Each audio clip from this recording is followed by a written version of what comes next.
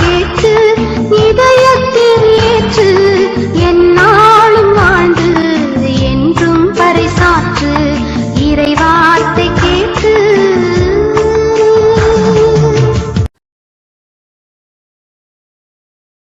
இயேசு கிறிஸ்துக்குள் பிரியமானவர்களே, அருமை ஆண்டவர் இயேசு கிறிஸ்துவின் பரிசுத்தமுள்ள திருப்பெயரிலே நல்வாழ்த்துக்கள். த வாய்ஸ் ஆஃப் காட், தெய்வத்தின் குரல் ஒலி. அந்த குரல் ஒலிக்கு நாம் செவி கொடுத்து கீழ்ப்படிந்து கடந்து வந்தால் ஆசீர்வாதம் என்று கடந்த நாட்களிலே சிந்தித்தோம் இல்லைங்களா? கடந்த நாட்களிலே சிந்தித்தோம். இன்னையும் இப்பொழுதும் தூய ஆவியானவர் நமக்கு உணர்த்துகின்ற காரியங்களே, வார்த்தைகளை சிந்தித்து கடந்து வரலாம். Holy Spirit of Jesus. இனச்சட்டம் 28ஆம் அதிகாரத்திலே 4வது வசனத்தை தூய ஆவியானவர் காண்பிக்கிறார். இனச்சட்டம் 28ஆம் அதிகாரத்திலே 4வது வசனத்தை தூய ஆவியானவர் காண்பிக்கிறார். உன் கருவின் கனியும் உன் நிலத்தின் பயனும் உன் கால்நடைகளின் ஈட்டுகளும் உன் மாடுகளின் கன்றுகளும் உன் ஆடுகளின் குட்டிகளும் ஆசி பெற்றிடும். என்ன அருமையான வார்த்தை பாருங்க. நேற்று தினத்தில் நாம் பார்த்தோம் அல்லவா? முதல் அதிகாரத்திலே அந்த இனச்சட்டத்திலே அந்த 3வது வசனம், இன்று சொல்லப்படுகிற ஆசீர்வாதங்கள் எல்லாம் உங்களை சேர்ந்து நாம் பார்த்தோம் அல்லவா? அந்த வார்த்தையிலே இந்த வார்த்தை நினைத்து பாருங்கள், என்ன கருத்தா இருக்கிறது. அதுபோல உன் கருவின் கனியும், உன் கருவின் கனியும் பார்க்கும் பொழுது நம்முடைய பிள்ளைகள் கருவின் கனியும் ஆசீர் பெற்றிருக்கும் சொல்லணும். இன்னைக்கு அநேக பிள்ளைகளுடைய தவறான இருக்கின்றது. ஏன் ஆண்டவர் சொல்றாரு, நீ ஆண்டவருடைய குரலுக்கு செவி கொடுத்து கட்டளெல்லாம் கடைபிடித்து நீ வருவாய் என்றால் நீ பரிசுத்தமான ஒரு வாழ்க்கை வாழ்வார். நீ பரிசுத்தமான ஒரு வாழ்க்கை வாழ்கிற பொழுது உங்களுடைய பிள்ளைகள் பிளஸிங், ஆசீர்வாதம். கருவின் கனியும் உன் பிள்ளைகள் ஆசிரியர். அடுத்து அந்த வாசகங்கள் அடுத்து நீ பார்க்கிற பொழுது உன் கருவின் கனியும் சொல்லப்பட்டு அடுத்து பார்க்கும் பொழுது உன் நிலத்தின் பயனும். 2வது பாயிண்ட், உன் நிலத்தின் பயனும். இது நிறைய விவசாய மக்கள் செய்கிறாங்க. விளைச்சல் பண்ணுகிற பொழுது அது ஆசீர்வாதமாய் ஈசாக்கு விதைவித்தான் 100 மடங்கு அறுவடை செய்தாங்க இல்லைங்களா? ஈசாக்கு விதைவித்து 100 மடங்கு அறுவடை செய்தாங்க. அதே போல நம்முடைய வாழ்க்கையிலும் அந்த கடல் வார்த்தை கிடைக்கும் போது 100 மடங்கு அழைக்கும். இன்னைக்கு பார்க்கலாம், நிறைய பூச்சி புழுலாம் அடிச்சு போயிட்டு இருக்குது இல்லைங்களா? நிறைய மருத்துவத்தை அடிக்கிறாங்க. இல்லை, ஆண்டு வசன வார்த்தைக்கு அங்கே அவர் சொல்லுகிறபடி ஆசீர்வாதமாய் மாறுகிறதான் பார்க்கின்றோம்.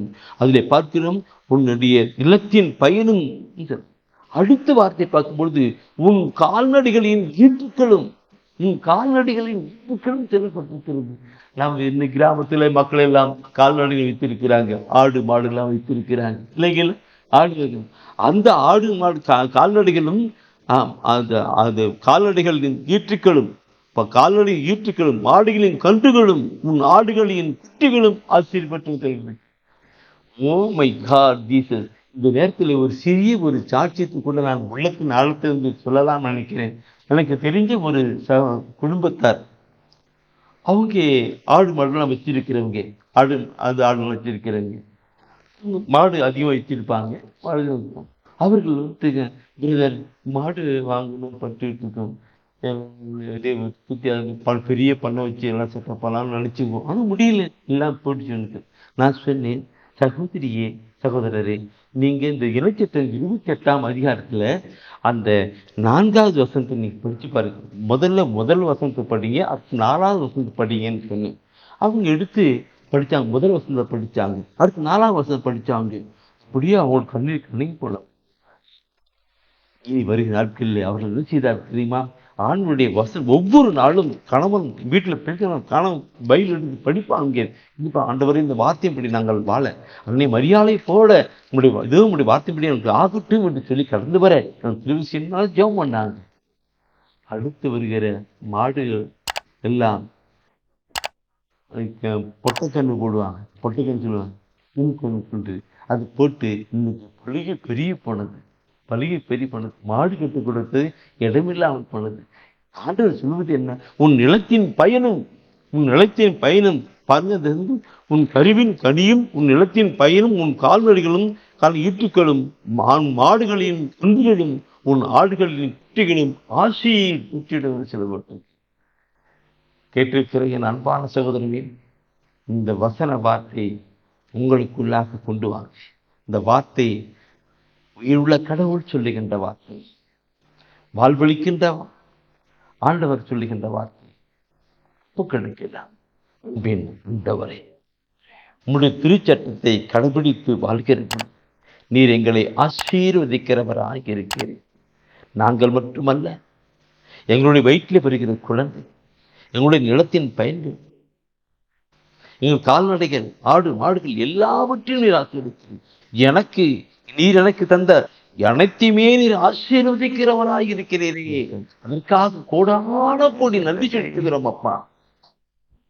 நான் உங்களுடைய வசன வார்த்தையை கடைபிடித்து கடந்து வருகிற பொழுது எனக்குள்ளது அனைத்தையும் நீர் ஆசீர்வதிக்கிறீரே. அதற்காக நன்றி. ஒப்புக்கொடுக்கிறோம்.